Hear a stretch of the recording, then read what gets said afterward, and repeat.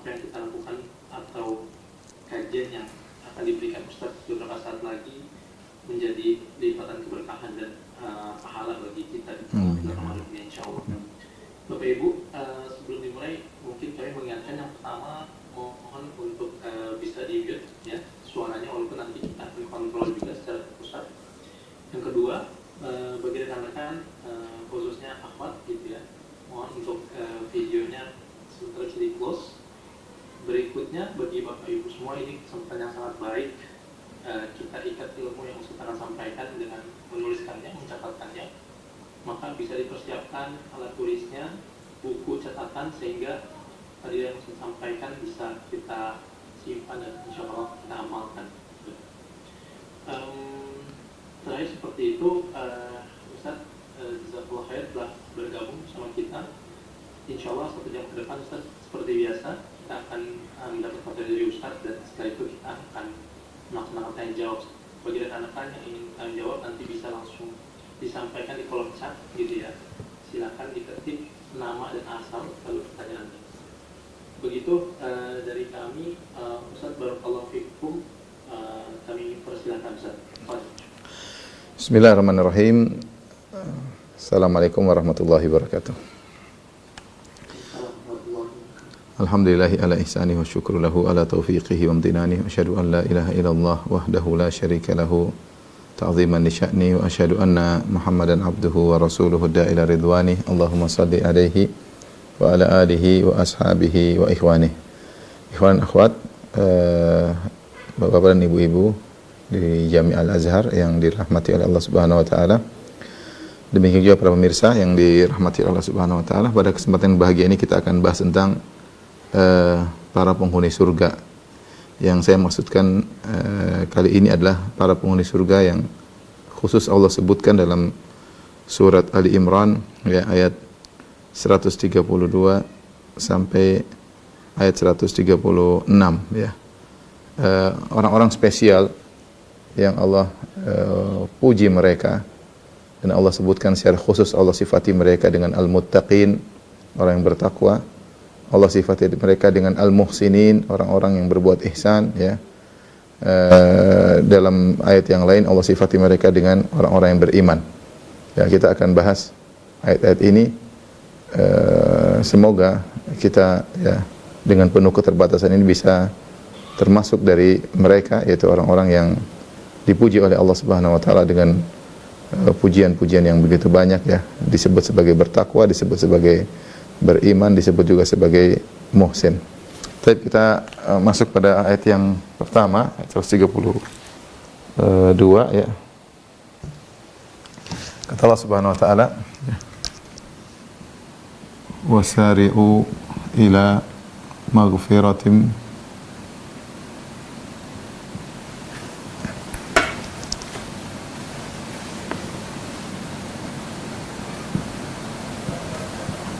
min rabbikum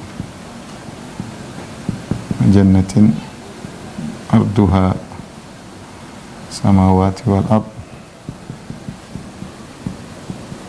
uiddat lil muttaqin. Ini ayat pertama. Allah Subhanahu wa taala mengatakan wasari'u, bersegeralah. Musara'ah maksudnya bersegera ya. Bersegeralah menuju maghfirah, ampunan Rabbmu ya. Menuju ampunan ya. Ampunan Allah Subhanahu wa taala, ampunan Rabb kalian ya. Wa jannatin, dan surga yang ardu maksudnya lebarnya. Kalau bahasa Arab artinya lebar ya. Lebarnya seluas langit dan bumi, langit-langit dan bumi. Uiddat lil muttaqin, yang Allah siapkan, yang surga tersebut disiapkan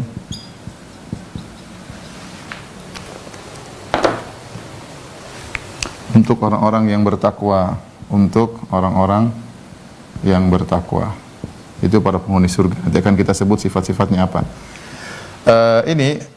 Perhatikan sini, Allah Subhanahu wa taala menyuruh untuk bersegera.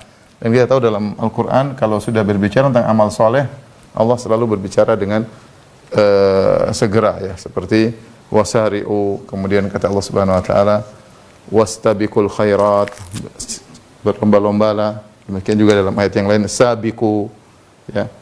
Kemudian falyatanafasil mutanafisun ya, bersainglah. Jadi untuk amal soleh ada beberapa kata yang digunakan ya. Untuk amal soleh ada beberapa kata, misalnya dalam ayat ini sari'u. Sari'u artinya cepatlah ya. Cepatlah. Kemudian ada juga kata sabiqu. Sama ini ke depan lah ya, berlombalah ya. Ada juga yang mirip fastabiqu ya. Fastabiqu. Kemudian juga ada wa fi dzalika falyatanafasil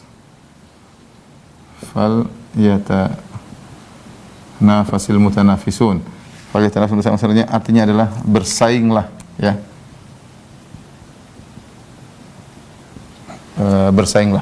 Ini semua lafal-lafal yang menunjukkan kita harus bersegera untuk amal soleh. Kita segera, jangan tunda-tunda, jangan tunda-tunda amal soleh. Mubadarah, dalam hadis juga ada badiru, kalau dalam hadis badiru, bersegeralah ya, cepatlah sebelum datang masa tua, sebelum datang halangan-halangan, maka bersegeralah. Menuju apa? Menuju ampunan Allah Subhanahu wa taala. Itu hal-hal yang bisa mendatangkan ampunan Allah Subhanahu wa taala. Ini dalil bahwasanya bertaubat adalah kewajiban yang disegerakan. Kalau dalam bahasa istilah fikih itu alal faur, disegerakan. Sehingga jika seorang menunda taubat,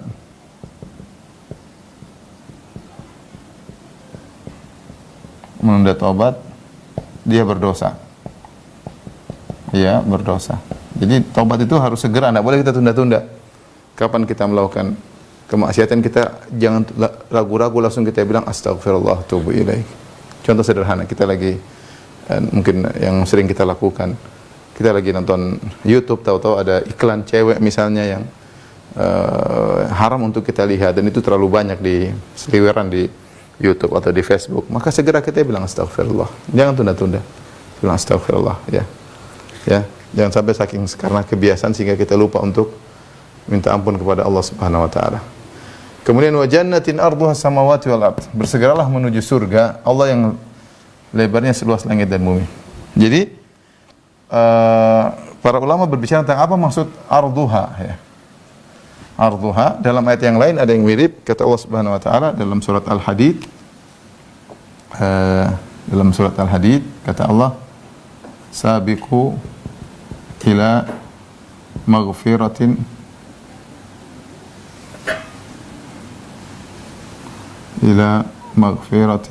min rabbikum wa jannatin arduha ka ardi samai wal ardi uiddat lilladzina amanu billahi wa rasulih.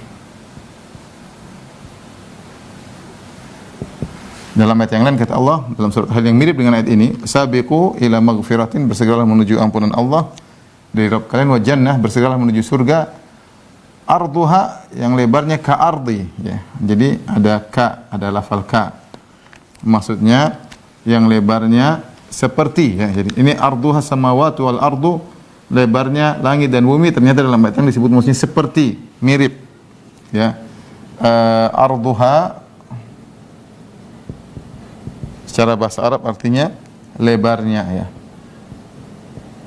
Lebar surga tersebut ka ardi, seperti langit dan bumi ya.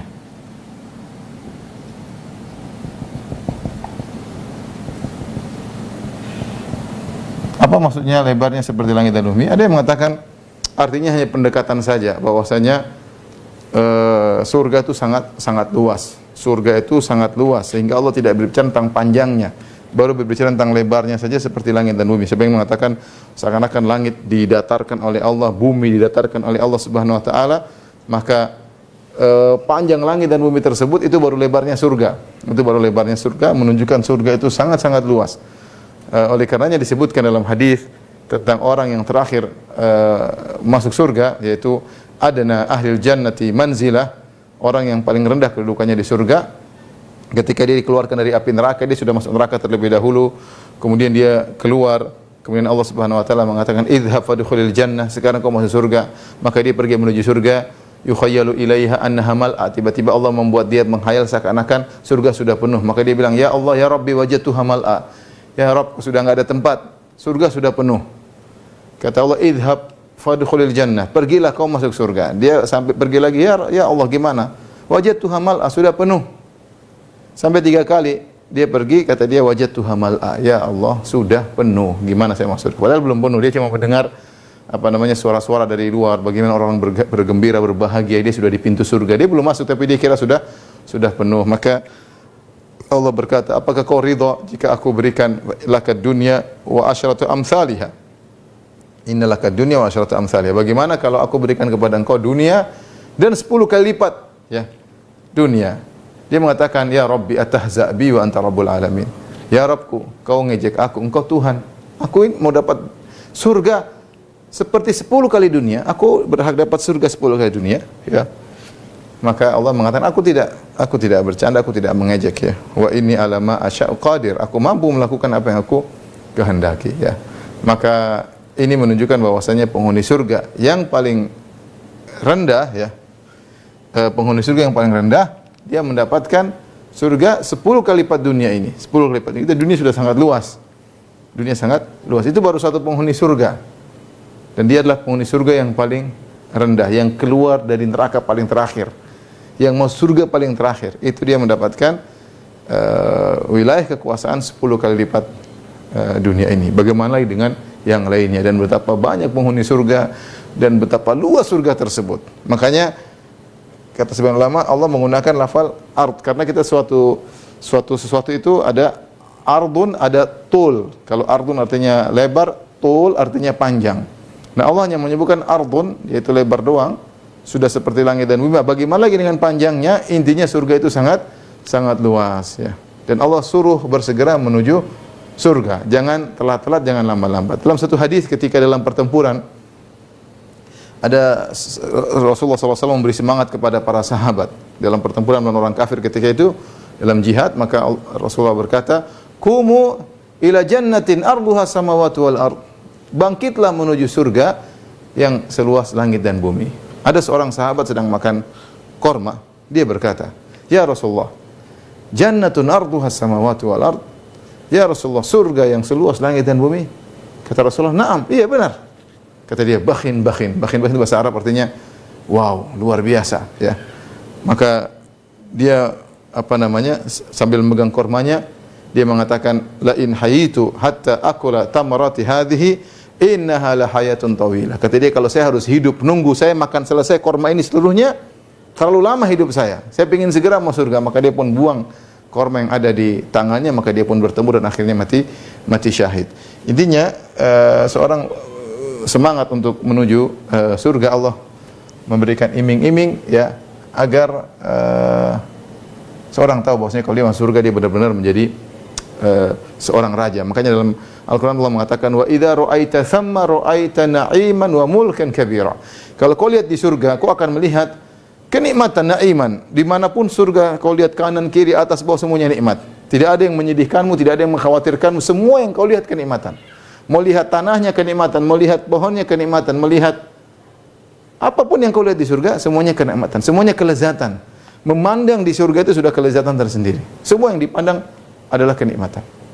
Bukan cuma itu, wa mulkan kabira. Bahkan kau akan lihat kerajaan yang besar. Kerajaan yang besar. Benar, bahwasanya orang kalau sudah masuk surga dia benar-benar seorang raja. Benar-benar dia raja, punya wilayah kekuasaan. Bayangkan, raja paling kecil di surga adalah menguasai wilayah 10 kali lipat bumi ini. 10 kali lipat dunia atau 11 kali lipat dunia, luar biasa. Bagaimana tidak ada raja dunia yang memiliki kekuasaan seperti itu. Belum dengan berbagai macam kenikmatan, dengan plan-plan yang bertebaran, dengan berbagai macam kenikmatan. Sampai-sampai kalau malaikat ingin ketemu dengan manusia maka minta izin ketemu dengan sang raja tersebut, maka dia benar-benar seorang raja. Kata Allah, wa idza ra'aita thamma ra'aita na'iman wa mulkan kabira. Kalau kau lihat di surga kau akan lihat kenikmatan dan kau akan lihat kerajaan yang besar, ya. Ini kemudian kata Allah, uiddat lil muttaqin, yang surga tersebut disiapkan untuk orang-orang yang bertakwa. Inilah pembahasan kita tentang penghuni surga. Siapa orang tersebut? Ya, tanda tanya. Siapa orang tersebut yang disediakan surga yang begitu mewah, yang begitu indah untuk mereka, ya. Allah sifati mereka dengan bertakwa. Dalam ayat yang lain Allah sifati dengan uiddat lil ladzina amanu billahi wa rasuli. Allah sifati dengan iman. Nanti dalam ayat yang lain Allah sebutkan wallahu yuhibbul muhsinin. Jadi sifat mereka penghuni surga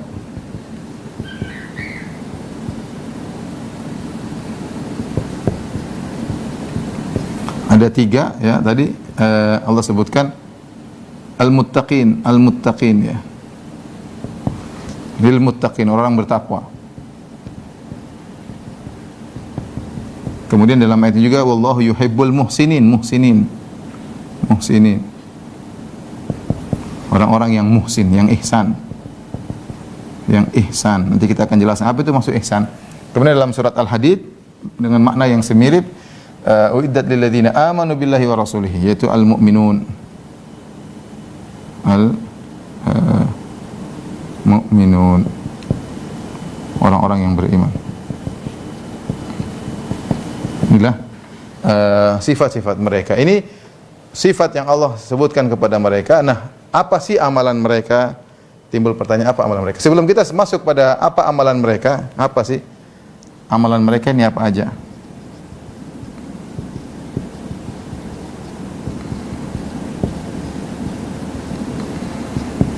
Sebelum kita masuk pada penyebutan amal-amal mereka, ya, perhatikan di sini Allah mengatakan uiddat lil muttaqin, surga yang disiapkan, uiddat, ya. Ini menunjukkan surga sudah ada. Surga sudah ada, ya, dan ini akidah Ahlussunnah wal Jamaah bahwasanya surga sudah ada. Bukan nanti hari kiamat baru Allah ciptakan, sekarang surga sudah ada. Makanya dalam banyak hadis menunjukkan surga sudah ada, tapi kita tidak akan bahas di sini karena kita sudah bahas dalam masalah akidah. Tapi intinya beda antara Allah mengatakan aku akan masukkan ke surga, surganya belum ada, dengan surganya sudah tinggal masuk. Tentu lebih menarik sudah ada tinggal masuk, ya.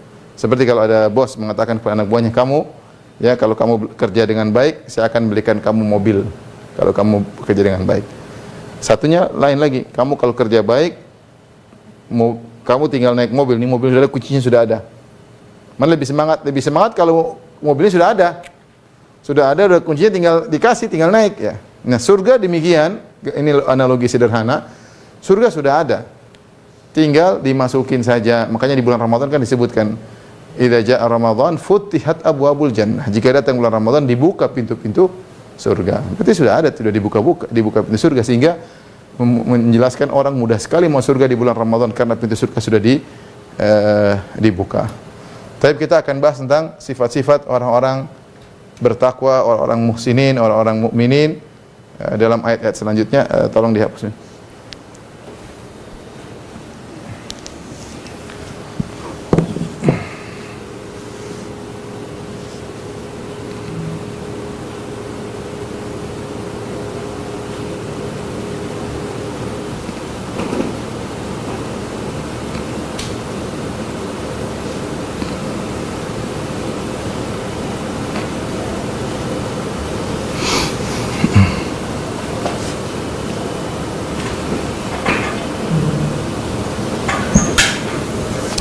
Kita bacakan sebelum kita tuliskan sifat-sifat orang-orang penghuni surga tersebut. Kata Allah, alladzina yunfiquna fis sarra'i wad dharra'i wal kadhimina al ghaidha wal 'afina 'anil nas wallahu yuhibbul muhsinin. Ayat 134 ya. Berarti tadi yang pertama tadi ayat 133 ya. 133. kata Allah Subhanahu wa taala, alladzina yunfiquna fis sarra'i wad dharra, yaitu orang-orang yang menafkahkan harta mereka ya dalam kondisi lapang maupun dalam kondisi sempit. Wal kadhiminal ghaidh, orang-orang yang meredam amarah ya. Wallahu yuhibbul muhsinin. Wal afina 'anil nas, orang yang maafkan manusia. Wallahu yuhibbul muhsinin, orang-orang yang berbuat ihsan. Kemudian kata Allah yang berikutnya ayat 135, walladzina idza fa'alu fahishatan aw dzalamu anfusahum, dan orang-orang yang jika melakukan fahishah, perbuatan keji, aw dzalamu anfusahum, atau berbuat zalim kepada diri mereka, zakarullah, mereka ingat kepada Allah, fastaghfaru lidzunubihim, mereka pun mohon ampun kepada Allah atas dosa-dosa mereka. Wa may yaghfiru dzunuba illa Allah, dan tidak ada dan siapakah yang mengampuni dosa selain Allah. Walam yusirru ala ma fa'alu wa hum ya'lamun, dan mereka tidak terus-menerus melakukan perbuatan dosa tersebut sedang mereka mengetahui. Baik, ciri-ciri penghuni surga.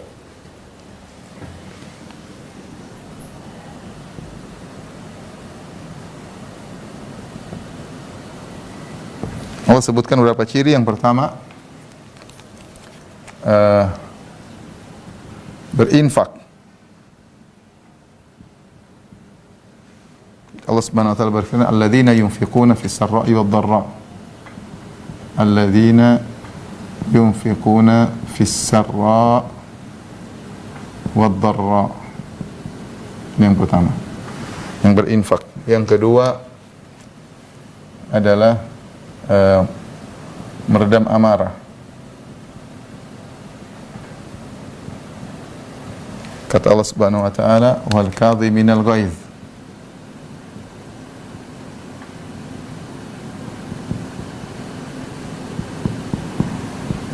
Yang meredam amarah. Kemudian yang ketiga, wal afina 'anil nas, memaafkan.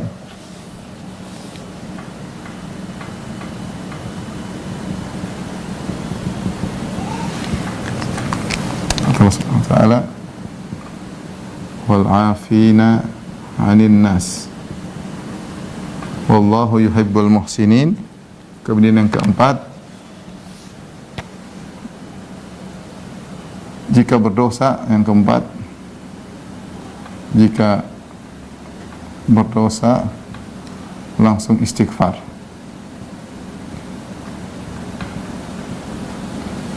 Ya.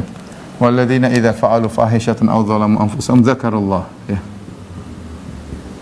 Walladzina idza fa'alu fahishatan aw dzalamu anfusahum zakarullah. Baik, kita akan bahas ciri satu persatu. Perhatikan sini. Ciri pertama itu orang-orang yang berinfak dalam kondisi lapang maupun dalam kondisi sulit. Artinya apa? Mereka selalu berinfak. Makanya Allah mendatangkan dengan lafal fi'il mudhari'. Ini fi'il mudhari' yang dalam bahasa Arab artinya sedang. Jadi sifat infak mereka adalah sifat yang berkesinambungan. Mereka bukan infak sekali kemudian tidak, tapi mereka sering berinfak, sering. Ya, bahkan Allah sebutkan dalam kondisi sulit pun mereka berinfak. Tentu tidak sama antara infak dalam kondisi lapang, kondisi sulit. Mungkin kondisi lapang infak lebih besar, sedekah lebih besar. Mungkin kondisi sulit infak lebih sedikit, wajar ya, lebih sedikit. Tetapi yang jadi perhatian mereka continue ya dalam infak. Nah, ini yang dijaga sifat mereka tersebut. Mereka berinfak dalam kondisi lapang, dalam kondisi sulit ya, maka mereka senantiasa berinfak. Ketika mereka dalam lapang mereka infaknya besar. Ketika mereka dalam kondisi sulit mereka tidak meremehkan sedikit pun yang mereka infakkan. Makanya Rasulullah bersabda, la tahqiranna minal ma'rufi syai'an. Jangan engkau meremehkan kebaikan sedikit pun. Jangankan infak, bahkan senyum, walau antalqa akhaka biwajhin talik. Meskipun hanya tersenyum ketika bertemu dengan saudaramu. Ya, itu ibadah. apalagi infak. Rasulullah SAW mengatakan, ittaqun nara walau bisyakki tamrah. Dalam hadis kata Nabi SAW, ittaqun nar walau bisyakki tamrah. Jagalah dirimu dari neraka meski hanya berinfak dengan sepenggal korma, bukan satu korma lagi, sepenggal korma. Jangan disalahpahami, hadis ini bukan berarti kita diajari untuk pelit, untuk infak sepenggal korma, tidak. Bukan itu maksudnya. Maksudnya kalau Anda dalam kondisi sulit, karena tidak selalu kita dalam kondisi tidak kondisi lapang, terkadang dalam kondisi sulit. Jangan lupa untuk beri meskipun sedikit, ada sedikit tidak apa. Allah Maha tahu. Kalau kita dalam kondisi lapang, kita akan berinfak lebih banyak. Soal ekonomi seorang tidak selalu stabil, ya. Tapi merupakan kebiasaan mereka senantiasa berinfak. Ya, ini continue. Makanya alladzina yunfiqun, orang yang senantiasa berinfak. Bahkan dalam hadis kata Rasulullah SAW yang maknanya sabaqa dirhamun mi'ata dirham. Ya. Bahwasanya satu dirham mengalahkan 100 dirham. Satu dirham mengalahkan 100 dirham. Terkadang satu dirham itu nilainya sangat besar. Sebagian ulama menafsirkan kok bisa Rasulullah mengatakan satu dirham mengalahkan 100 dirham. Terkadang ditinjau dari sisi orang punya apa-apa. Dia punya satu dirham itu ternyata mungkin 50% hartanya. Cuma satu dirham. Satu dirham kelihatannya sedikit, tapi ternyata 50% hartanya. Dibandingkan dengan orang lain yang berinfak 100 dirham, ternyata itu cuma mungkin 1%. 1% dari hartanya. Yang ini satu dirham, tapi ternyata 50% dari hartanya, setengah hartanya. Maka ditinjau dari dia telah berkorban luar biasa, pahalanya bisa jadi besar. Maka mau saya, seorang jangan meremehkan infak sedikit pun. Kalau dalam kondisi lapang jangan pelit. Kondisi lapang udah royal, tidak ada masalah. Ini semua buat kita kok di akhirat. Ini tabungan kita ini aset kita di akhirat. Royal aja enggak ada masalah. Ya. Tetapi kalau dalam kondisi sulit, bukan berarti aduh sulit saya enggak bisa. Infak meskipun sepenggal korma, Ya. Jadi kontinuitas dalam berinfak. Ya, ini ciri pertama mereka. Ciri yang kedua, wal kadhiminal ghaiz, orang-orang yang meredam amarah. Kadhmul ghaiz kalau dalam bahasa Arab disebutkan seperti air yang terbuat dari kirbah, tempat air terbuat dari kirbah. Kirbah itu terbuat dari kulit. Zaman dulu orang punya tempat air terbuat dari kulit. Kulit kemudian ada tutupannya di atas. Nah, disebut kadhmul ghaiz itu kalau air sudah mau tumpah, sudah sangat full maka ditutup. Artinya kalau dibuka sedikit langsung air tersebut meluber. Cuma sudah mau luber ditutup. Air sudah banyak meluber ditutup ya. Apalagi kalau air dalam kondisi terbalik, pokoknya sudah full, dibuka dikit langsung meluber ya. Artinya ini kemarahan sudah di puncak, meredam amarah yang Allah sebutkan di sini, amarah yang sudah di puncak. Itu amarah yang sudah di puncak. Tapi dia redam dan ini ternyata ibadah yang sangat agung, meredam amarah. Ya.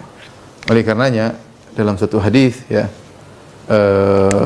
Rasulullah SAW bersabda, laisa syadidu bisur'ah, innama syadidu man yamliku nafsahu indal ghadab. Bukanlah orang yang hebat adalah orang yang jago berkelahi, tapi orang yang hebat adalah orang yang bisa mengontrol dirinya ketika sedang marah. Karena tidak semua orang bisa seperti ini. Ketika sedang marah, tidak semua orang bisa mengontrol dirinya. Dia mengontrol karena Allah Subhanahu wa taala. Makanya Allah memuji dalam Al-Qur'an tentang orang beriman, wa idza ma ghadibu hum yaghfirun. Wa idza ma ghadibu hum yaghfirun. Kalau mereka sedang marah, mereka maafkan. Dalam ayat yang lain kata Allah, wa idza ma ghadibu hum yaghfirun. Kalau mereka marah, mereka memaafkan. Dalam hadis kata Nabi SAW, man kadhama ghaidhahu wa huwa yaqdiru ala an yunafidhahu da'ahu Allah yaumal qiyamah ala ru'usil khalaiq hatta yukhayyarahu min ayil huri sya'a. Jika siapa yang bisa meredam kemarahannya padahal dia mampu melampiaskannya, bukan dia meredam karena lemah, dia mampu melampiaskannya, dia mampu, tapi dia redam.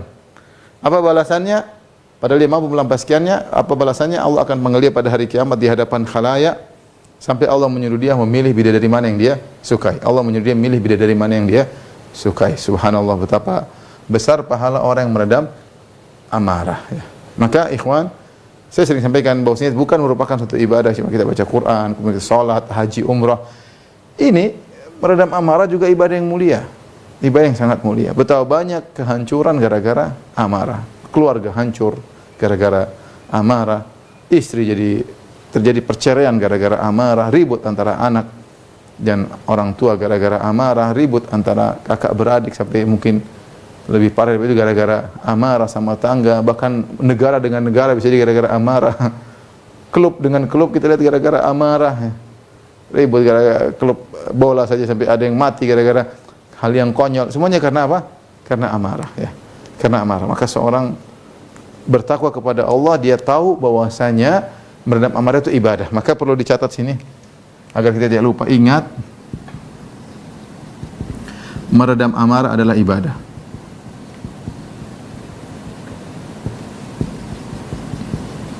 Ibadah yang agung.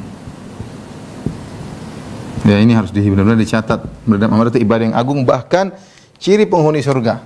Ya, bahkan ciri penghuni surga.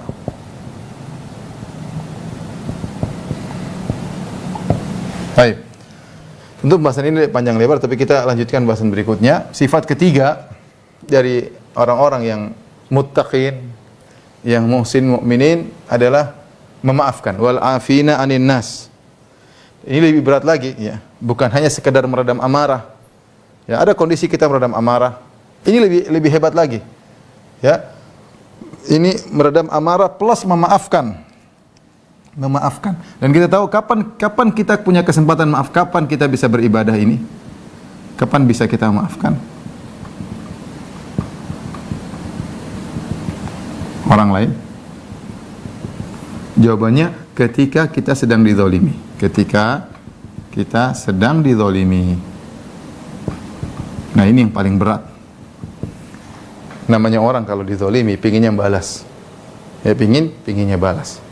Tetapi ternyata Allah mengajarkan kita untuk membalas kezaliman orang dengan memaafkan.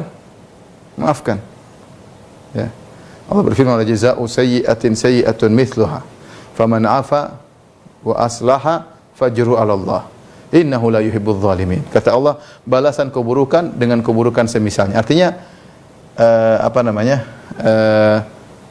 ada 3 kemungkinan manusia, saya perhatikan ya.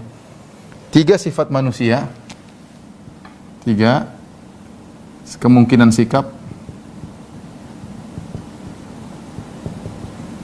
terhadap orang yang zalim, terhadap orang yang menzalimi kita. 3 sifat, 3 kemungkinan tersebut Allah sebutkan, wa jazaa'u sayyi'atun misluha. Wa jazaa'u sayyi'atun mithluha. Balasan keburukan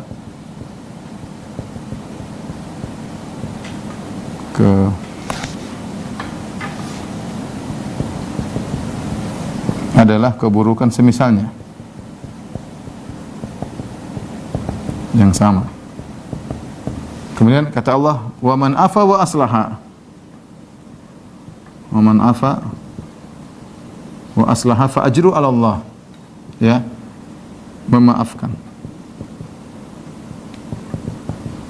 Pahalanya di sisi Allah.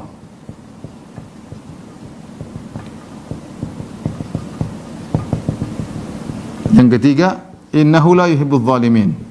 Innahu la yuhibbudz zalimin. Berbuat zalim.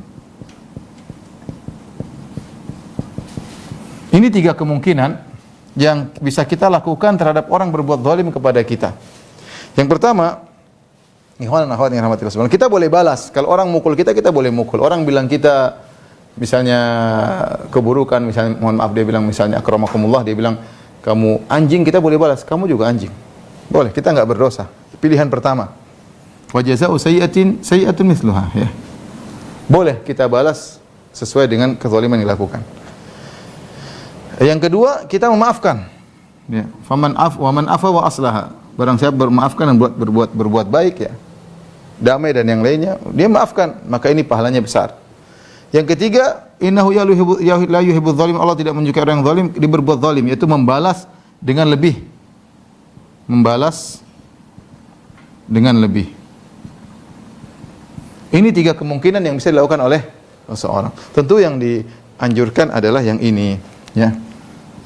Barang siapa memaafkan, pahalanya di sisi Allah. Pahalanya sangat besar. Saya sering sampaikan, kalau orang berbuat zalim kepada kita, ya, kita pengen balas tapi nggak bisa. Bisa jadi orang berbuat zalim tersebut kuat sementara kita lemah. Apa yang kita lakukan? Orang mungkin menjatuhkan di harga diri kita, menggibah kita, merendahkan kita. Kita balas percuma saja. Kita balas nanti semakin parah. Maka ada sebagian orang bertanya sama saya, Ustadz, saya nggak mau maafkan dia, saya nggak bisa maafkan dia, berat bagi saya memaafkan. Saya ingin nuntut dia di akhirat, boleh atau tidak? Jawabannya boleh. Anda boleh nuntut dia di akhirat. Anda balas di dunia saja boleh, apalagi nuntut di akhirat boleh. Ya, saya tidak maafkan. Karena kita tahu orang yang berbuat zalim kepada kita, dia akan menyetor pahala dia kepada kita. Dia akan menyetor pahala dia kepada kita, atau kita akan menyetor dosa kita kepada dia. Kalau ternyata dia nggak punya pahala, kita store dosa kita kepada dia. Ini menguntungkan. Intinya orang terzalimi akan beruntung pada hari kiamat. Dia akan beruntung. Dia tahu bahwasanya dia terzalimi ternyata menguntungkan dia pada hari akhirat. Karena dengan kondisi dia dizalimi, dosa dia akan berkurang. Entah dosanya akan dia offer kepada orang tersebut atau pahala orang tersebut offer kepada dia. Cuma 2 kemungkinan. Dia tidak memaafkan, saya akan tuntut dia di akhirat. Ya, ini pilihan. Boleh, seorang nuntut orang di akhirat boleh. Tempat mengadu Allah Subhanahu wa taala. Dunia kita mengadu tidak ada yang mendengar. Kita siapa, dia siapa yang zalimi kita? Dia orang kuat, orang hebat, ya sudahlah. Mengadu kepada Rabbul Alamin. Nanti akan sidang hari kiamat kelak. Ini pilihan pertama boleh. Pilihan kedua kita maafkan. Sudah, kita maafkan, sudah. Saya maafkan, orang banyak jahil, enggak ngerti. Dengan saya maafkan, saya akan dapat pahala yang besar. Mana yang lebih utama? Saya maafkan atau saya nuntut di hari kiamat kelak? Kalau kita disuruh milih secara pahala, ya, yang lebih pahala besar adalah kita maafkan. Benar kalau kita nuntut di hari kiamat kita dapat pahala juga. Tapi jika dibandingkan dengan kalau kita memaafkan, fa ajruhu 'ala Allah, kata Allah, pahalanya di sisi Allah. Pahala lebih besar daripada kita nuntut dia pada hari kiamat kelak. Jadi lebih baik kita memaafkan. Dengan kita memaafkan, pahala lebih besar pertama, kedua kita lebih tenang dalam kehidupan. Ya sudah, dia mau ngomel-ngomel, ya sudahlah, saya maafkan. Dia enggak ngerti, orang bodoh, sudahlah. Hidup kita lebih tenteram, kita bisa enjoy di rumah. Tapi kalau kita dendam, tidak bisa kita lampiaskan. Saya akan tuntut pada hari akhir. Hidup susah. Oh, akhirnya banyak pikiran, mungkin kolesterol naik, mungkin gula naik, mungkin banyak hal. Baik kalau kita maafkan, mudah. Kita maafkan lebih baik. Jadi meskipun kita boleh nuntut di akhirat, tapi lebih utama kita maafkan dan pahalanya lebih besar. Dan kita lebih tenteram dalam kehidupan ini. Jadi inilah, maafkan. Namun saya katakan ini perkara yang sangat sulit.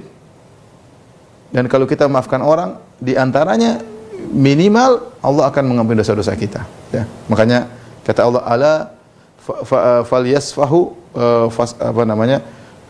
falyafu walyasfahu. Ala tuhibbuna ayaghfirallahu lakum. Maafkanlah dan berlapang dadalah. Apa kau tidak ingin Allah ampuni kalian? Dalil bahwasanya kalau kita maafkan orang, kita akan dimaafkan. Hiduplah kita dengan berbuat baik kepada orang lain dengan memaafkan. Orang ngomong ini sudah maafkan, orang ini berbuat salah, kita maafkan. Terutama ikhwan dan akhwat yang rahmatillah subhanahu wa ta'ala, terutama orang yang dekat dengan kita. Istri kita, suami kita, anak-anak kita. Mereka punya kesalahan, sebagaimana kita punya kesalahan, mereka juga punya kesalahan, maka mudahlah kita maafkan. Aneh kita dengan orang bertengkar, dia dengan ayahnya bertengkar, dengan ibunya bertengkar, ribut dengan kakaknya, dengan adiknya, subhanallah. Dia kadang sama temannya bisa maafkan, sama kakak adiknya tidak bisa dia maafkan. Ya, orang yang paling utama kita maafkan orang terdekat kita. Ya, maafkan, bukan maafkan berarti kita biarkan, tidak, kita maafkan, kita kasih bimbingan, penjelasan, tapi kita maafkan. Lapangkan dada, hidup dunia seperti ini. Dunia itu ada isinya problem, isinya permasalahan, isinya ujian. Ya, tidak ada kehidupan tanpa ujian. Ujian orang mencela, orang menginilah. Ya, itu sudah adalah problematika hidup, itu adalah konsekuensi dari kehidupan. Kelaziman dari kehidupan pasti ada seperti itunya. Udah, kita pasang diri kita sebagai orang mudah maafkan. Kalau enggak, kita akan sengsara. Kita maafkan, pahala besar. Fa ajruhu 'ala Allah. Ya, namun ini perkara yang tidak mudah, perkara yang berat. Nah, orang-orang yang 3 ini Allah spesialkan Allah mengatakan setelah itu, setelah menyebutkan 3 ciri ini, Allah mengatakan wallahu yuhibbul muhsinin. Kata Allah, wallahu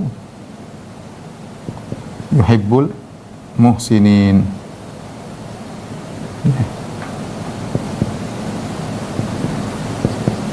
Itu Allah mencintai orang-orang yang berbuat ihsan.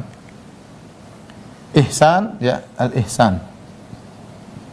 Ihsan, kata Syekh Sa'di rahimahullah, ada 2, yaitu ihsan kepada Allah,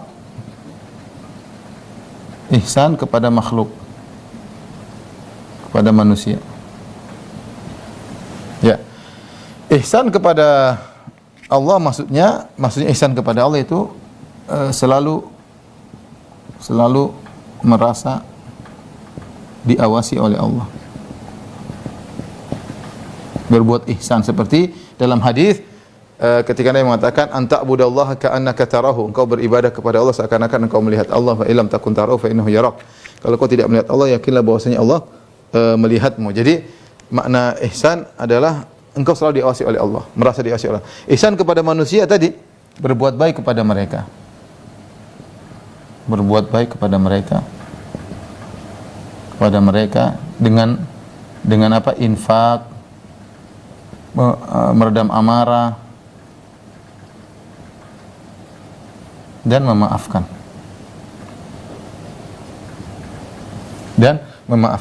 Nah, ini amal 3 ini tidak semua orang bisa melakukannya. Hanya orang yang yakin Allah sedang memperhatikannya. Hanya orang yang yakin tentang adanya hari kiamat. Karena ihsan derajat yang tinggi. Namanya derajat dalam agama itu pertama Islam, kemudian iman, kemudian ihsan yang paling tinggi. Orang yang bisa melakukan ini hanyalah orang yang ihsan, yang yakin bahwasanya Allah Maha melihat, dia yakin ada hari pembalasan sehingga infak bagi dia mudah. Meredam amarah mudah bagi dia, memaafkan mudah bagi dia. Inilah benar-benar orang-orang hebat, para ciri penghuni surga. Taib. Setelah Allah menyebutkan 3 sifat ini, Allah tambahkan sifat keempat. Yang sebagian ulama seperti Al-Qurtubi menyebut ini sifat tersendiri di bawah daripada mereka, tapi dia merupakan salah satu ciri penghuni surga. Yaitu yang berdosa. Ternyata orang berdosa bisa juga merupakan ciri penghuni surga. Walladzina idza fa'alu fahisyah, orang-orang yang melakukan fahisyah, perbuatan keji.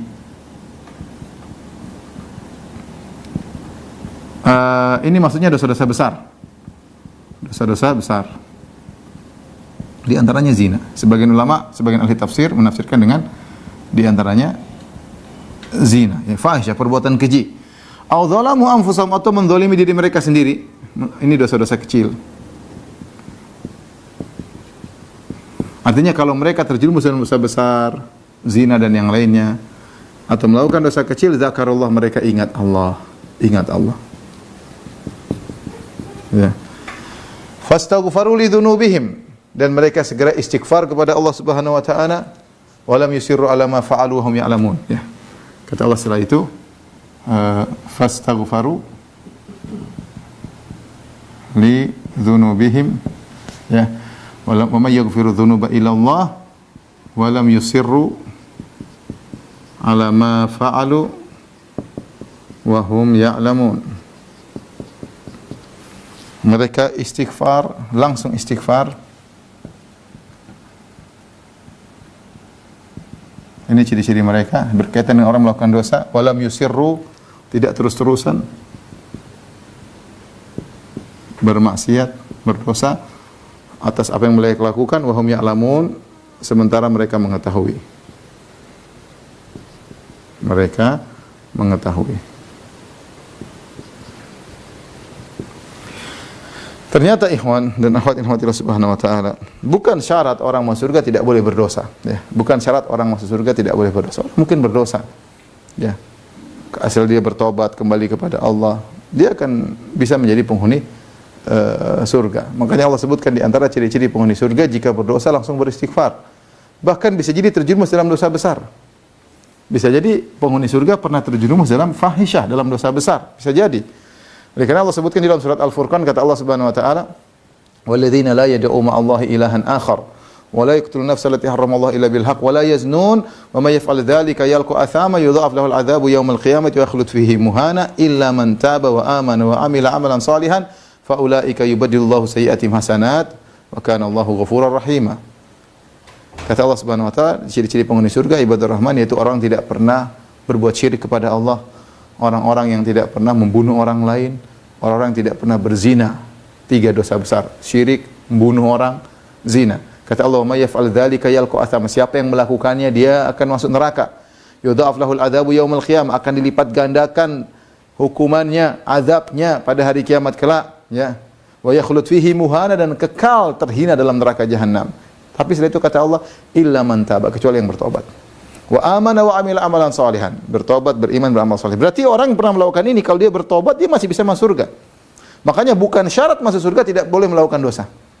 Itu bukan syarat. Kalau syaratnya gitu enggak ada yang bisa masuk surga.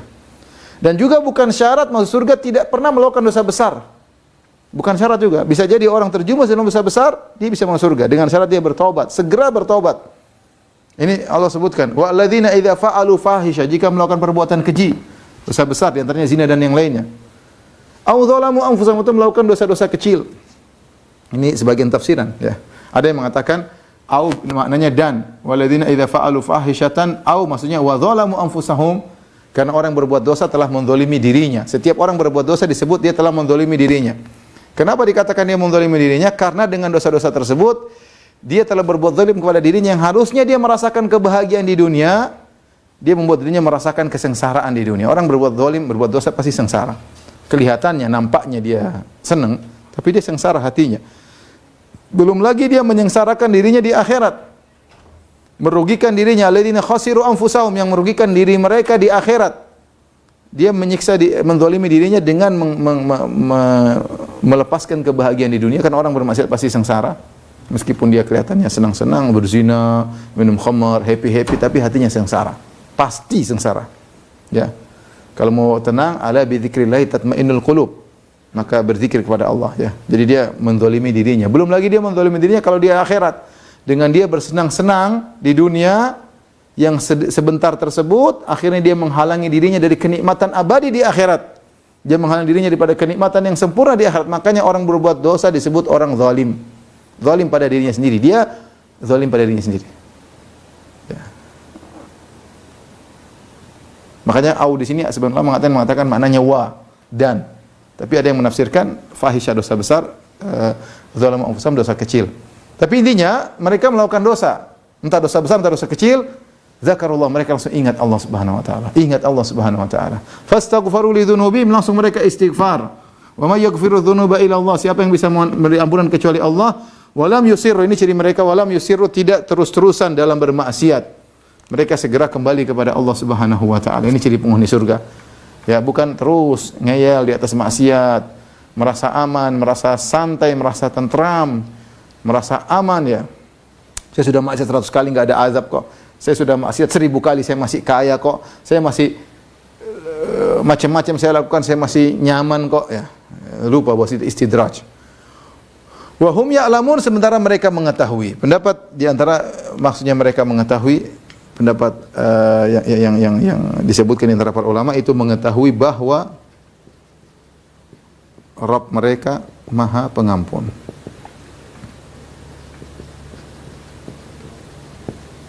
Makanya mereka istighfar. Karenanya mereka istighfar. Mereka tahu bahwasanya Rabb mereka lebih sayang kepada mereka daripada seorang ibu terhadap anaknya. Ya. Dalam satu hadis Rasulullah SAW mengatakan, "Lau lam tuznibu la dhahaballahu bikum." Kalau kalian tidak berdosa, Allah akan sirnakan kalian. "Tsumma ja'a biqaumin yudhnibun fayastaghfirunallah fayaghfirullahu lahum." Kalau kalian tidak berdosa, Allah akan sirnakan kalian, kemudian Allah akan datangkan satu kaum yang mereka berdosa, kemudian mereka beristighfar, lalu Allah ampuni mereka. Dalam hadis yang lain, ada seorang bermaksiat, adnaba abdun dzamban, seorang hamba melakukan dosa. Fa alima anna lahu rabban yaghfiru dzam wa ya'khudhu bidzam. Maka dia tahu dia punya Tuhan yang Maha Pengampun, namun Tuhan tersebut juga mengadab karena dosa. Maka dia pun minta ampun kepada Allah, berkata, faqala rabbi ghfirli, ya Allah ampunilah aku. Apa kata Allah ketika hamba berdosa ini minta ampun? Kata Allah, alima abdi anna lahu rabban ya'khudhu bidzam wa yaghfiru dzam. Sungguhnya hambaku tahu dia punya Tuhan yang Maha Pengampun dan juga menyiksa karena dosa. dan dia minta ampun, ghafartu lahu, aku ampuni dia. Tsumma makatha masya Allah, dia berhenti tidak bermaksiat. Kemudian tidak lama lagi, masya Allah berapa lama, mungkin sebulan 2 bulan, maksiat lagi. Manusia tempatnya dosa dan kesalahan. Maksiat lagi, ketika dia maksiat lagi dia mengatakan Rabbi ghufirli, ya Allah ampunilah aku. Kata Allah, alima abdi anna lahu rabban ya'khudhu bidzambi wa yaghfiru dzam. Hambaku tahu dia punya Tuhan yang maha mengampuni dan juga bisa menyiksa karena dosa. Dan dia telah minta ampun, ghafartu lahu, aku ampuni dia. Tsumma makatha masya Allah, kemudian berapa lama dia tidak berdosa. Tsumma adnaba dzamban akhar, kemudian terjerumus lagi dalam dosa. Ketiga kali dia berjerumus dalam dosa. Ketika berdosa dia berkata lagi, Rabbi ghufirli, Allah ampunilah aku. Kata Allah, alima abdi anna lahu rabban ya'khudhu bidzam wa yaghfiru dzam. Hambaku tahu dia punya Tuhan yang menyiksa karena dosa dan bisa mengampuni dosa-dosa. Ghafartu lahu, aku ampuni dia. Kemudian kata Allah, falyaf'al abdi ma syaa. Silakan hambaku melakukan apa yang dikehendaki. Maksudnya apa? Jika seorang hamba setiap bermaksiat bertobat, Allah akan ampuni. Dia tidak israr, tidak terus-terusan. Begitu dia selalu bertobat, begitu selalu dia bertobat. Itu ciri penghuni surga, ya. Ini ciri keempat, ini adalah ciri yang ya menghibur kita yang sering terjerumus dalam dosa. Ya, ternyata bukan syarat dari penghuni surga tidak boleh berdosa. Bahkan bukan syarat dari penghuni surga tidak pernah melakukan dosa besar. Bisa jadi seorang melakukan dosa besar ternyata penghuni surga. Bisa jadi seorang melakukan dosa-dosa bisa penghuni surga. Yang penting dia bertobat kepada Allah dan dia tahu dia punya Tuhan yang Maha Pengampun. Dia tidak terus-terusan, karena orang terus-terusan bisa jadi meninggal dalam kondisi maksiat, meninggal dalam kondisi su'ul khatimah, itu yang mengerikan. Maka seorang jangan ragu-ragu, begitu bermaksiat segera bertobat, segera bertobat, segera bertobat. Baik, kemudian kata Allah Subhanahu wa taala, ya, ulaika jazaohum maghfiratun min rabbihim wa jannatun tajri min tahtiha al-anharu khalidina fiha wa ni'ma ajrul amilin. Ayat 136. Kata Allah Subhanahu wa taala, ulaika jazaohum, mereka itulah balasannya maghfiratun min rabbihim, ampunan dari Rabb mereka. Wa jannatun tajri min tahtiha al-anhar, ini mereka semua yang memiliki 4 ciri ini, ya. Wa jannatun tajri min tahtihal anhar, dan mereka mendapatkan surga-surga yang mengalir di bawahnya sungai-sungai, ya. Khalidina fiha, mereka kekal di dalam surga tersebut, ya. Wa ni'ma ajrul amilin, kata Allah menutup ayat ini yang kita bahas pada pagi hari ini, dan inilah sebaik-baik pahala orang yang beramal. Wa ni'ma ajrul amilin, sebaik-baik ganjaran bagi orang yang beramal. Siapa yang bisa beri ganjaran seperti Allah? Upah dari orang yang beramal soleh sangat luar biasa dari Allah. Di amalan sedikit, waktu sedikit, ya, bersabar untuk berinfak, bersabar untuk memaafkan, bersabar untuk meredam amarah. Kalau bermaksiat segera beristighfar, bertobat. Ya, ini tidak lama, cuma kita hidup mungkin 60 tahun, ya, dari sejak kita balik, ya cuma puluhan tahun. Tapi balasannya kenikmatan yang abadi, ya, abadi tanpa terbatas, bukan 1 miliar tahun, bukan 1 triliun tahun, tanpa batas, abadi, dengan kenikmatan yang sempurna. Dengan kenikmatan yang sempurna, maka pekerjaan sedikit, ganjaran sangat besar, tidak sebanding. Makanya Allah mengatakan, ya, di akhir ayat, wa ni'ma ajrul amilin, dan ini sebaik-baik balasan bagi orang yang beramal. Kenapa ditinjau dari amal yang sebentar dengan ganjaran yang istimewa, sempurna dan abadi selama-lamanya. Wallahu a'lam bishawab. Demikian yang saya sampaikan, semoga Allah Subhanahu wa taala menjadikan kita para penghuni surga. Saya kembali kepada moderator, kalau ada yang bertanya saya persilahkan. Alhamdulillah, insyaallah. Ustaz jazakumullah khairan atas materinya, Ustaz. Barakallahu fikum. Alhamdulillah sudah ada beberapa pertanyaan yang masuk, Ustaz. Kami ingin kembali kepada rekan-rekan yang ingin bertanya, bisa langsung di kolom chat dengan menyebutkan nama dan asal, ya, lalu pertanyaannya. Ustaz, kami ingin bacakan pertanyaan pertama, Ustaz. Ini dari Mbak Sekar di Cikarang. Ya. Assalamualaikum, Ustaz. Izin bertanya terkait fikih haid. Ini Afwan, Ustaz, mungkin beberapa pertanyaan. Tidak apa-apa. Tema, tidak apa. Assalamualaikum, Ustaz. Izin bertanya terkait fikih haid. Jadi 8 bulan terakhir siklus haid saya berubah. Hari ke 1 sampai 6 haid saya seperti biasa. Di hari ke-7 suci. Dan saya sholat seperti biasa. Saat hari ke-8 keluar darah lagi, tapi sedikit. Saat keluar darah ini saya tidak sholat dan puasa karena saya kira darah haid. Hari ke-9 suci lagi dan saya sholat lagi.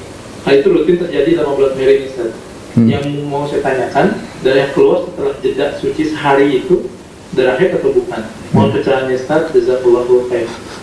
Wallahu alam bisawab. Dilihat siklus biasanya berapa hari. Kalau siklus bisa jadi berubah ya. Kalau siklus biasanya 7 hari, ya sudah 7 hari. Berarti hari ke-8 hari ke-8 bukan lagi haid meskipun keluar darah. Tapi kalau ternyata siklusnya berubah, ternyata selalu ritmenya seperti itu. 7 hari, kemudian hari ke-8 bersih, hari ke-9 atau hari 6 hari bersih, 6 hari haid, hari ke-7 bersih, hari ke-8 darah lagi, hari ke-9 bersih total, tidak berulang. Berarti siklusnya jadi 8 hari. Berarti ada perubahan. Karena adanya bersih di antara keluar darah haid itu tidak dianggap bersih. Dia dianggap bersih. Kecuali kalau yang keluar setelah bersih tersebut hanya sekedar bercak-bercak. Kalau bercak tidak dianggap. Tapi kalau benar-benar darah yang masih mengalir seperti darah haid, maka itu bagian daripada siklus. Dan bisa jadi siklus orang berubah. Saya ulangi, dilihat. Kalau itu ritmenya selalu demikian, ya, bahwasanya dia berubah dari hari ke-6 bersih, kemudian hari ke-7 hari ke-6 hari haid, ke-7 bersih, hari ke-8 haid lagi, hari ke-9 bersih dan tidak kembali lagi darahnya, berarti dia siklusnya dari 7 menjadi 8 misalnya. Ya. Tapi kalau yang dimaksud pertanyaan adalah hari ke-6 hari haid, hari ke-7 bersih, hari ke-8 cuma muncul bercak-bercak, maka bercak tersebut tidak dianggap sebagai darah haid, harusnya dia sholat. Harusnya dia sholat. Maka dilihat satu hari ya tadi yang muncul ya setelah bersih tersebut. Tapi kalau ternyata setelah itu hari 6 hari haid, hari ke-7 bersih, dan siklus dia biasanya 7 hari, kemudian hari ke-8 darah, hari ke-9 bersih, hari ke-10 darah, ini semuanya dianggap istihadah, darah istihadah, maka penyakit dianggap tidak haid, meskipun sifat darahnya seperti darah haid, tapi adalah penyakit. Maka ini memang harus jelas, ya, tidak bisa begini saja, memang harus dia tanyakan secara detail, ya, sehingga kita bisa memberi jawaban yang lebih tepat. Baik, Allah alam bisawab. Selanjutnya. Baik, Ustaz. Ini ada yang DM secara private. Assalamualaikum warahmatullahi wabarakatuh. Maaf Ustaz, saya mau bertanya bagaimana hukumnya orang yang pernah korupsi dan sekarang sungguh-sungguh bertaubat. Namun secara taubat korupsi harus mengembalikan harta yang dikorupsi ke negara. Permasalahannya, dia tidak tahu pasti jumlah harta yang dikorupsi karena bercampur dengan harta halal. Yang kedua, dia tidak punya kemampuan mengembalikan secara tunai semua dalam satu waktu. Apakah boleh dia mengembalikan bertahap? Karena dia akan membuka usaha yang tujuannya adalah untuk mendapatkan keuntungan yang nantinya akan digunakan untuk menebus harta yang saya korupsi. Apakah boleh demikian, Ustaz? Ya, boleh. Dia memperkirakan berapa yang pernah dia ambil, semaksimal mungkin dia memperkirakan. Kemudian dia menyicil kalau dia tidak mampu. Kalau dia mampu, dia harus, kalau dia punya aset, dia jual aset harusnya. Dia jual aset, artinya meskipun dia jual aset, dia masih bisa menjalani kehidupannya. Bukan dia jual aset kemudian dia tidak bisa menjalani kehidupannya. Tapi selama dia punya aset, misalnya dia punya tanah sekian-sekian, jual aja. Alhamdulillah dia masih aman, dia masih jual, dia masih bisa menjalani kehidupan. Dia punya mobil 5, jual, 4 dijual, yang 1 dibiarkan misalnya. Intinya dia berusaha melunasi dengan segera sebelum maut menjemputnya. Kalau ternyata dia tidak punya kemampuan, uangnya sudah habis dipakai sana sini, kemudian masa pandemi, dia silakan dia berusaha berdagang ya, antara dia dengan Allah Subhanahu wa taala. Dia berjanji kepada Allah kapan dia punya kelebihan uang, dia langsung mengembalikan uang negara tersebut, uang rakyat tersebut. Mudah-mudahan tidak jadi masalah. Wallahu a'lam bishawab. Insyaallah. Baik, berikutnya dari Pak Muhammad Yunus Mitaudin, asal Pekalongan, Jawa Tengah. Pertanyaan, semoga Allah Ta'ala selalu menjaga Ustaz Firanda serta kaum muslimin dimanapun berada. Afwan mau tanya Ustaz, amalan apa yang sangat dianjurkan di 10 hari terakhir di bulan Ramadan? Dan apa yang harus diprioritaskan yang utama dalam mengajari anak? Bagaimana cara mengawali mengajarkannya kepada anak? Syukran, jazakallahu khairan wa barakallahu fikum. Untuk 10 hari terakhir paling utama baca Quran ya. Fayudarisuhul Quran ya. Jibril datang kepada Nabi sallallahu alaihi wasallam, fayudarisuhul Quran. Karena Jibril mengajari Al-Quran kepada Nabi sallallahu alaihi wasallam. Maka paling bagus baca Quran, baca tafsirnya ya. Jadi benar-benar kita menikmati Al-Quran, tapi tadi sambil kita menghayati maknanya ya. Kalau bisa baca tafsirnya ya, silakan download Quran Tadabbur ya. Atau kalau punya buku tafsir, bawa aja buku tafsir, baca sambil baca ayat Al-Quran, baca tafsirnya sambil kita nikmati. Oh, ternyata begini. Allah akan bukakan pintu-pintu ilmu yang luar biasa, pintu kebahagiaan bagi orang yang berusaha memahami firman-firman-Nya dengan mempelajari tafsirnya. Insyaallah dia akan merasakan kebahagiaan. Kalau seorang yang sudah paham bahasa Arab, kemudian dia ngerti makna dari Al-Quran, dia bisa, kalau bagus dia baca Quran dalam solat. Kata para ulama, baca Quran tanpa solat itu bagus. Lebih bagus lagi kalau kita baca Quran dalam solat. Baca Quran dalam solat itu lebih baik lagi. Ya, alhamdulillah itu yang mungkin bisa dilakukan yang terbaik. Dan yang lain juga bisa kita lakukan. Kalau Anda punya rezeki, ya kita bisa infakkan, kita bisa beri bantuan kepada kaum muslimin, karena ibadah bukan cuma baca Quran, di antara ibadah juga tadi berinfak kepada orang-orang yang membutuhkan. Wallahu a'lam bishawab. Afwan, mohon izin menyambung sedikit Ustaz. Mungkin karena Ramadan beberapa dari kita mengejar kuantitas Ustaz untuk baca Quran. Karena mumpung bulan berkah gitu saja. Menurut Ustaz bagaimana? Itu kalau kita baca para salaf, mereka memang mengejar kuantitas dengan khatam Quran sehari sekali, kadang 2 hari sekali, kadang 3 hari sekali. Tapi kalau kita baca, mereka itu semua tahu bahasa Arab, mereka ngerti apa yang mereka baca, bahkan mereka ahli tafsir. Sehingga ketika mereka baca dengan cepat, tafsir sudah ada di benak mereka ya. Nah, kalau kita yang tidak tahu bahasa Arab, maka sebagian perkataan Ibnu Qayyim, qira'atu ayatin wahidatin bitafakkurin wa ta'aqqulin wa tadabburin khairin min khatmah. Baca satu ayat dengan tadabbur lebih bagus daripada khatam Quran. Maka saya selalu sampaikan kita harus ada program selain khatam Quran. Bagi yang tidak tahu bahasa Arab, ada khatam terjemah Quran. Khatam baca pelan-pelan satu ayat, baca terjemahnya.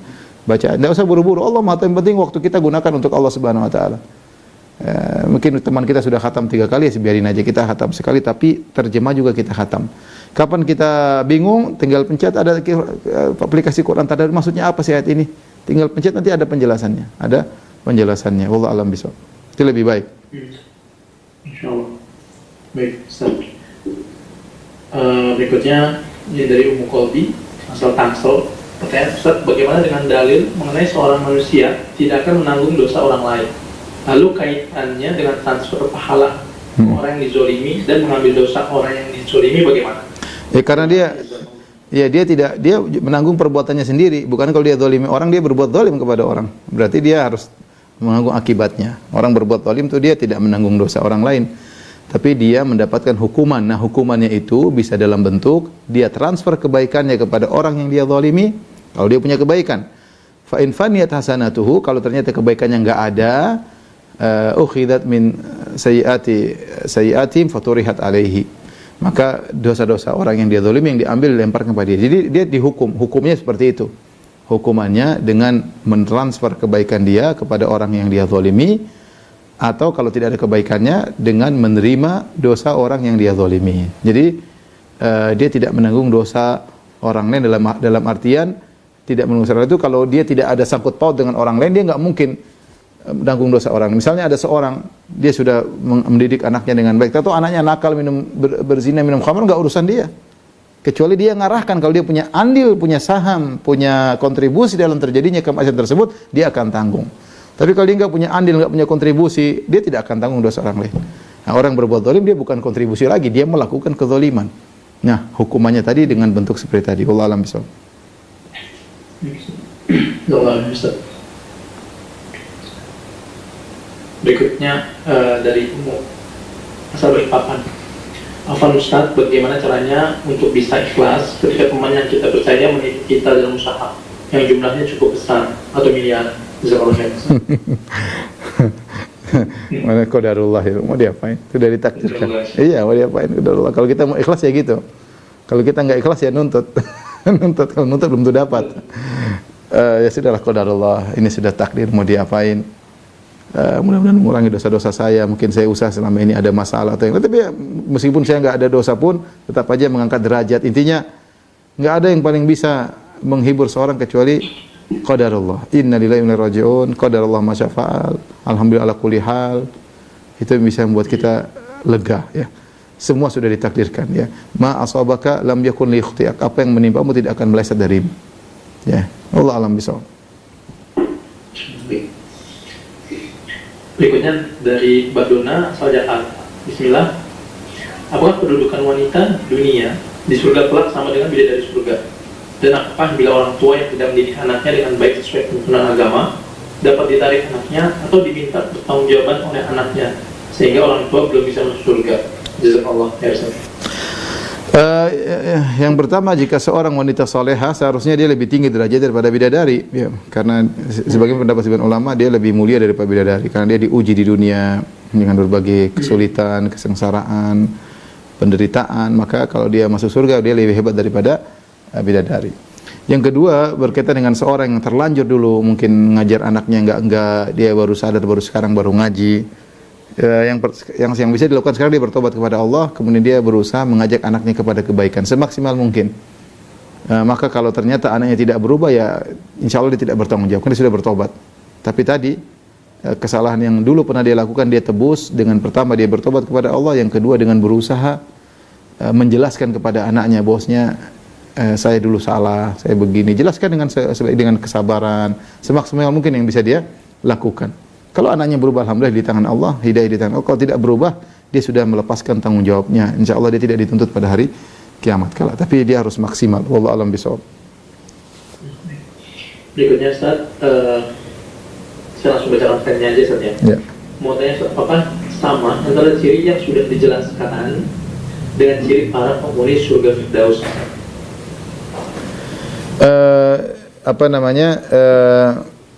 Penghuni surga memiliki, Allah sebutkan banyak ciri. Ada dalam sebagian ayat cirinya seperti ini, dalam sebagian ayat ciri yang lain, ya. Itu ciri saling saling melengkapi, ya. Saling melengkapi, dan ada ciri yang lebih hebat lagi. Tapi intinya seorang bisa masuk surga, pintu masuk surga banyak. Orang bisa masuk surga dengan infak, orang bisa masuk surga dengan khusyuk dalam salat, orang bisa masuk surga dalam menunaikan amanah karena orang diuji dengan berbagai macam ujian. Tapi intinya dia berusaha menjalankan kebaikan, terutama sifat-sifat penghuni surga yang Allah sebutkan dalam Al-Quran. Sebisa mungkin dia lakukan, ya. Yang ciri-ciri ini atau ciri-ciri disebut dalam surat Al-Mu'minun, qad aflahal mu'minun alladzina hum fi salatihim khashi'un walladzina hum 'anil lagwi mu'ridun walladzina hum lizakati fa'ilun walladzina hum li furujihim hafizun illa 'ala azwajihim aw malakat aymanuhum fa innahum ghairu malumin faman ibtagha ghaira dzalik fa ulaika humul 'adun walladzina hum li amanatihim wa ahdihim ra'un walladzina hum 'ala shalawatihim hafizun ulaikumul warithun alladzina yasluna firdaus hum fiha khalidun. Ada 7 sifat yang Allah sebutkan dalam surat Al-Mu'minun. Ini juga sifat-sifat mulia. Dia gabungkan, ini dia lakukan, yang ini juga dia lakukan. Ini sepertinya 3 ayat pertama berkaitan dengan bagaimana berbuat ihsan kepada orang lain. Insyaallah nanti mungkin ada saat kita bahas lagi tentang sifat-sifat penghuni firdaus pada kesempatan yang lain insyaallah taala. Tapi pertanyaan terakhir mungkin yang terakhir Ustaz, ya. Banyak banget Ustaz. Mau di sana narain aja Ustaz ya. Ya. Ya. Mohon maaf Bapak Ibu karena Ustaz memiliki keperluan lain. Anda mohon izin yang belum masuk ya, Anda berikan satu pertanyaan terakhir. Assalamualaikum Ustaz, semoga Ustaz senantiasa dalam keadaan sehat. Ustaz mau tanya, apakah suami yang zalim, suka menghardik dan gampang mengharamkan dan gampang sekali mengatakan tidak ridho, apakah suami seperti ini bisa menghalangi masuknya istri ke surga Ustaz? Jazakallahu khair. Jawabannya tidak. Selama istri tersebut bisa istiqomah, kemudian dia menjalankan sesuai dengan syariat, memperbaiki dirinya, maka tidak ada pengaruh. Asia bintu Muzahim suaminya Fir'aun, ya. Bukan cuma orang Islam, suaminya Fir'aun tapi dia masuk surga. Tergantung kitanya. Suami mengatakan saya tidak ridho, kenapa? Apa karena kita melakukan dosa, melakukan kesalahan? Kalau kita melakukan kesalahan segera kita minta maaf, ya. Tapi kalau kita sudah semaksimal mungkin ternyata memang orangnya seperti itu, tidak qanaah, menuntut yang menuntut sesuatu yang perfect, yang di luar kemampuan kita, ya itu urusannya dengan Allah Subhanahu wa taala. Yang penting anti benar-benar berusaha sebaik-baiknya. Yang penting kita sudah merasa saya sudah melaksanakan kewajiban sebagai istri. Ya, suami mau ngomong apa pun enggak ada urusannya. Tapi kalau ternyata kita yang kurang, itu jadi masalah.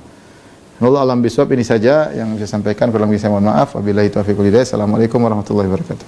Subhanakallah. Ustaz, afwan Ustaz. Mohon izin Ustaz, satu lagi. Tadi ada titipan dari panitia. Ya, silakan. Ini kan karena bulan yang baik Ustaz ya, bulan Ramadan. Di mana malam sangat baik. Mohon izin dari panitia minta nasihat sebagai closing statement dari Ustaz buat kita memaksimalkan Ramadan ini. Nasihat sedikit yang saya sampaikan kepada panitia dan juga kepada saya pribadi dan juga kaum muslimin, ya, umur kita nggak tahu sampai kapan, ya. kesempatan Allah temukan kita bulan Ramadan, maka gunakan sebaik-baiknya. Mungkin kita kalau punya waktu luang, alhamdulillah. Kalau bisa etikaf ya. Kalau ternyata ada kerjaan dan yang lainnya tidak bisa etikaf, maka jangan lewatkan malam-malam ganjil. Kondisikan malam-malam ganjil, ya, sedikit yang kita tunjukkan, kita berusaha, mudah-mudahan Allah berkahi. Malam 21, malam 23, malam 25, malam 27, malam 29, fokus untuk Allah Subhanahu wa taala. Baca Quran, kalau tidak bisa etikaf di rumah baca Quran, salat malam, begadang, ya, tidur sebentar, bukan berarti tidak tidur sama sekali. Tidur 2 jam, 3 jam, sudah bangun, sholat malam, sudahlah. Ya, kita bilang sama Allah, ya Allah, ini yang sedikit yang saya bisa lakukan. Semoga bernilai di sisimu. Engkau maha pengampun, engkau maha baik, dan seterusnya. Kita memuji Allah Subhanahu wa taala, kita berikan apa yang bisa kita lakukan, cuma sedikit yang bisa kita lakukan ketaatan, tapi Allah maha Rahman, maha Rahim, maha baik, ya, Jawad, dan selanjutnya, ya. Jadi harus maksimal, kondisikan diri sejak sekarang, terutama malam-malam ganjil, dan berdoa kepada Allah mulai sekarang semoga diberi taufik, diberi kemudahan untuk bisa beribadah di malam-malam ganjil tersebut. Wallahu ta'ala alam bisawab. Subhanakallah bihamdika asyhadu an la ilaha illa anta astaghfiruka wa atubu ilaik. Assalamualaikum warahmatullahi wabarakatuh. Waalaikumsalam warahmatullahi wabarakatuh. Ustaz, jazakumullah